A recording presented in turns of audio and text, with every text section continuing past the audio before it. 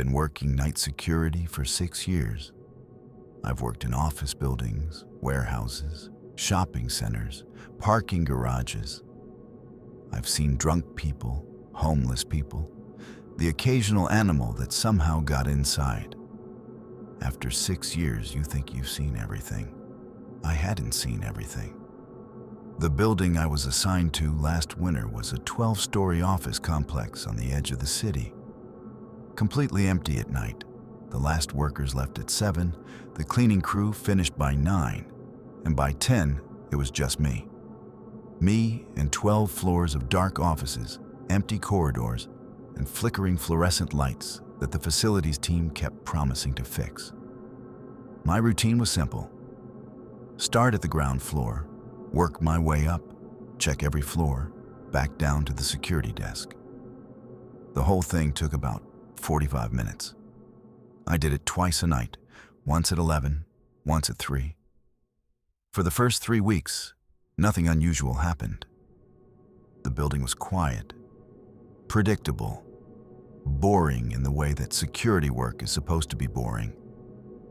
Then on a Tuesday night in January, something changed. I was on the 7th floor doing my 11 o'clock round when I heard a sound from the floor above me. A slow dragging sound, like something heavy being pulled across the floor.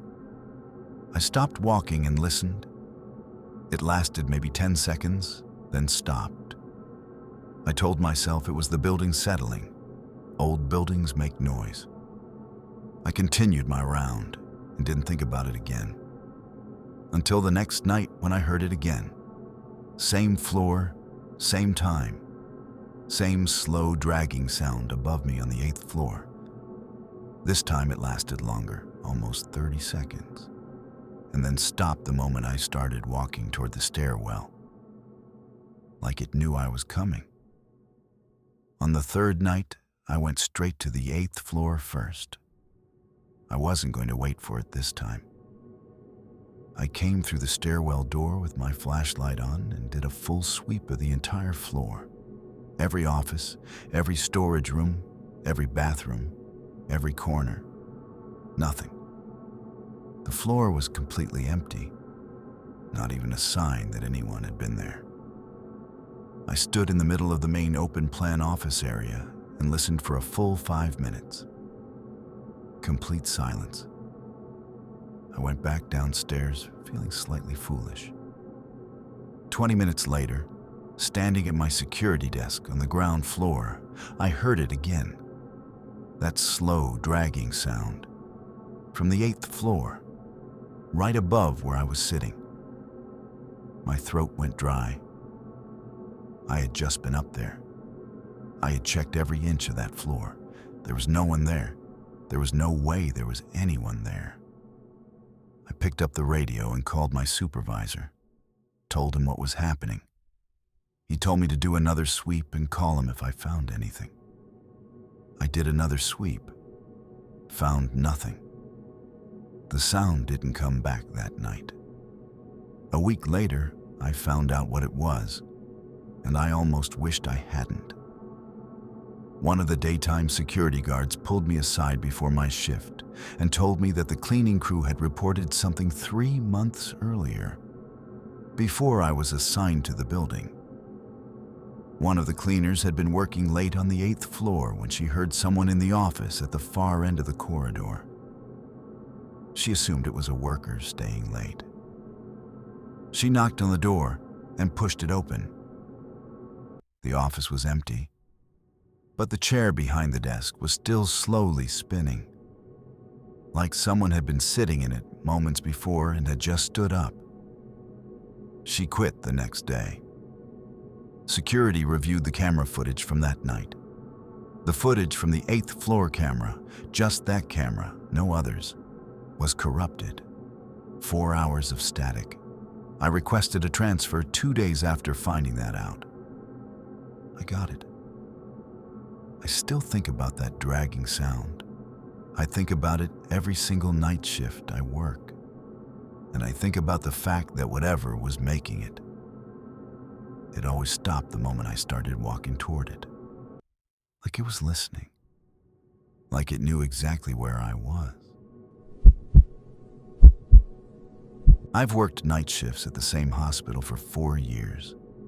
3rd floor, general ward. Nights are quieter than days, but they're never truly quiet. There's always a call light, always a patient who can't sleep, always something that needs doing.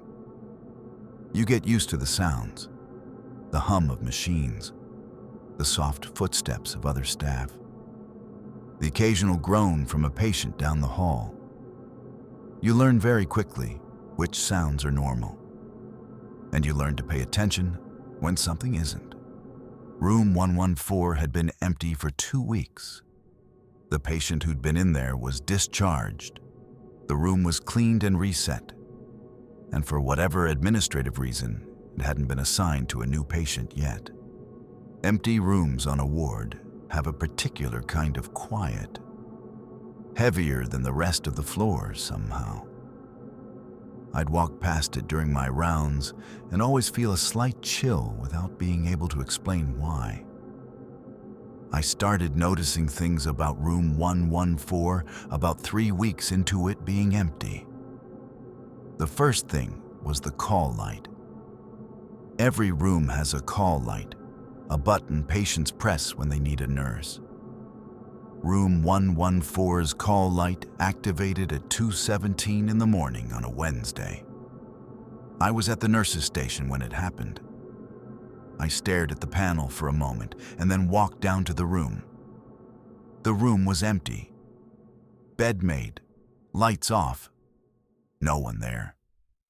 I reset the call light and wrote it off as a system glitch. It happens sometimes. But it happened again the next night.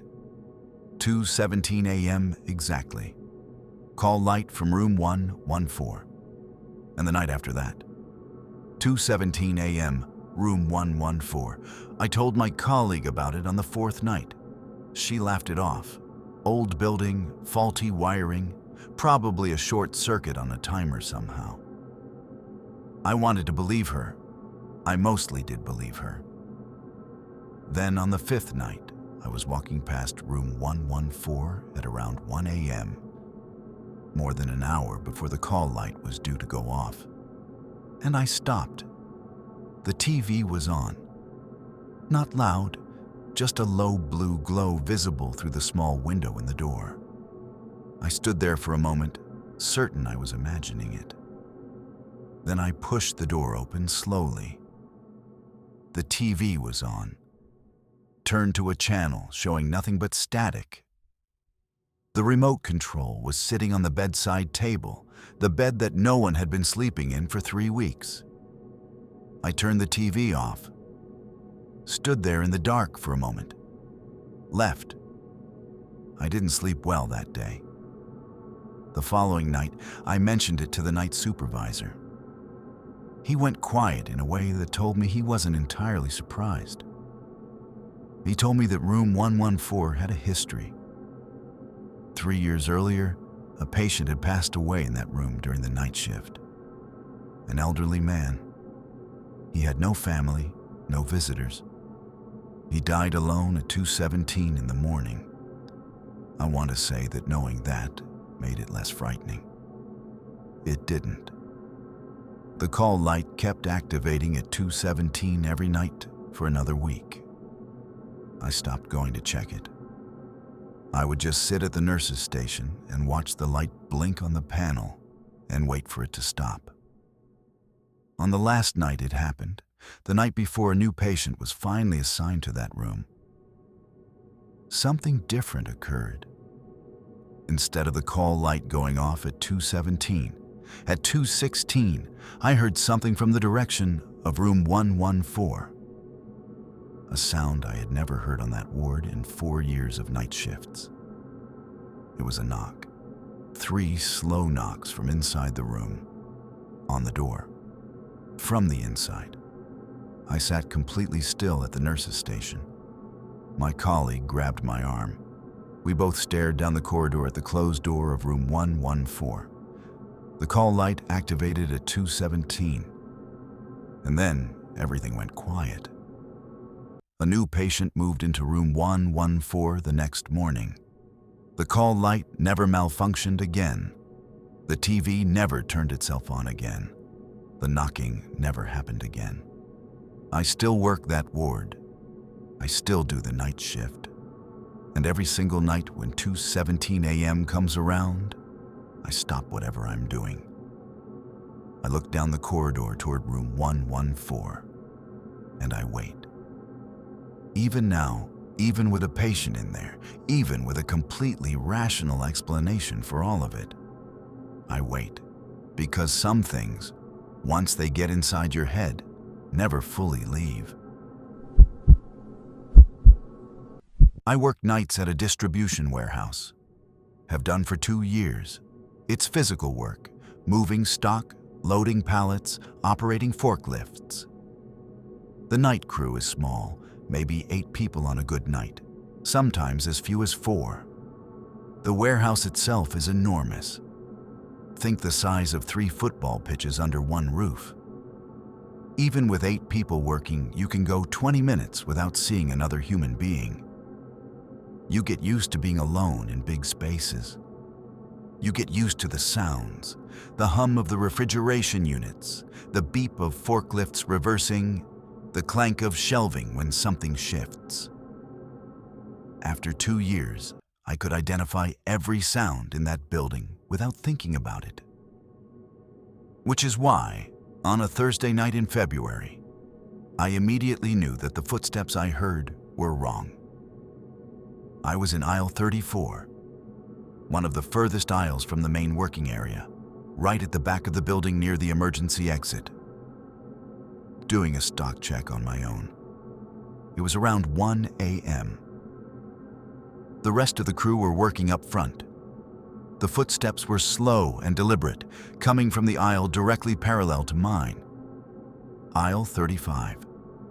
Heavy footsteps on concrete, the kind that our steel-toed work boots make. I assumed it was one of my colleagues doing a check in the next aisle. I called out, asked who was there. No answer. The footsteps stopped. I walked to the end of my aisle and looked down aisle 35. Empty. Completely empty all the way to the far wall. I pulled out my radio and checked in with the team. Asked if anyone was working the back aisles. Nobody was. All 4 of my colleagues were confirmed up front near the loading bay. I stood at the junction of aisles 34 and 35 for a long moment. The warehouse was quiet.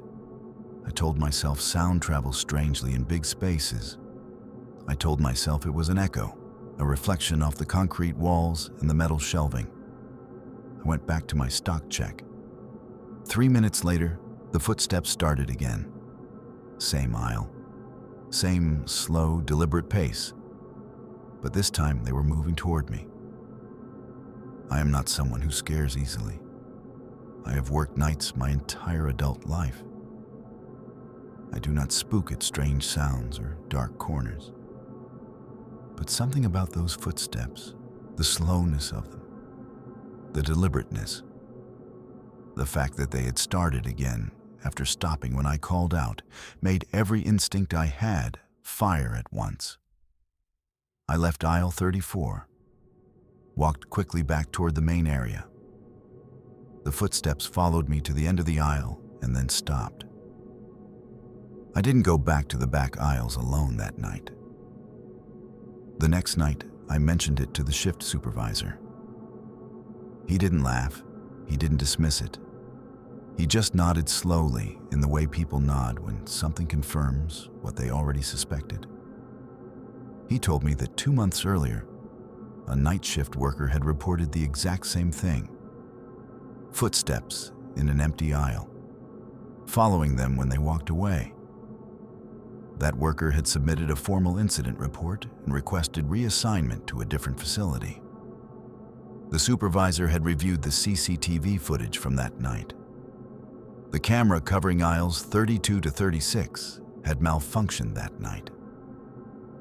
The footage showed nothing but a black screen for a 2-hour window, the exact window when the footsteps were reported. He pulled up the footage from my night to show me. The camera covering aisles 32 to 36 had malfunctioned again. Same camera, same 2-hour window, same black screen. The camera had been checked by the tech team after the first incident and declared fully functional. There was no technical explanation for why it kept failing during that specific window in those specific aisles. I still work that warehouse. I still pull night shifts. But I never do stock checks in the back aisles alone anymore. I always take someone with me. And whenever I'm back there and I hear footsteps in a parallel aisle, I don't call out anymore. I don't wait to see if they stop. I just walk, fast, back toward the lights, back toward the other people. Because whatever is walking in those aisles, I don't think it wants to be seen. And I have no interest in being the one who sees it.